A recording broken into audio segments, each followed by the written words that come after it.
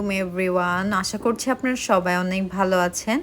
আজকে আপনাদের জন্য আমি একটা সবচেয়ে পছন্দের, আই থিংক এটা সবারই অনেক পছন্দ, এরকম একটা জিনিসের রেসিপি নিয়ে আসলাম। লাইক একটা রেসিপি না, এটা আসলে সবাই পারবে। আমি সিম্পলি যেভাবে রেডি করেছি এটা আপনাদের সাথে শেয়ার করছি। আমি ফার্স্টে কিছু আলু কেটে নিয়েছিলাম।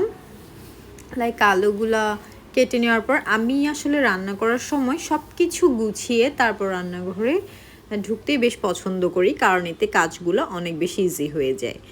দেন আমি সব মশলা আপনারা তো দেখলেনই, হলুদ গুঁড়া, মরিচ গুঁড়া, দেন জিরা গুঁড়া, কাঁচা পেঁয়াজ, এই সব কিছু অ্যাড করে সিঙ্গারার পুরটা রেডি করে নিলাম। সাথে কিন্তু মাস্ট বি 5 ফোড়ন ইউজ করবেন আপনারা।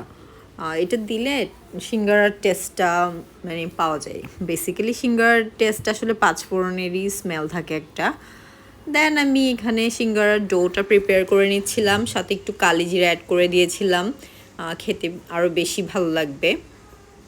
আমার আসলে এই জিনিসটা খুবই পছন্দের। আমি যখন ছোটোবেলায় আমি এই সিঙ্গারা খাওয়ার জন্য আম্মুর সাথে প্রতিদিনই অনেক লাইক লিটারালি একটা যুদ্ধই করতাম, কারণ আম্মু বাসা থেকে টিফিন নিতে চাইতো আর আমি বাসার টিফিন একদমই নিতে চাইতাম না, এই আর কি।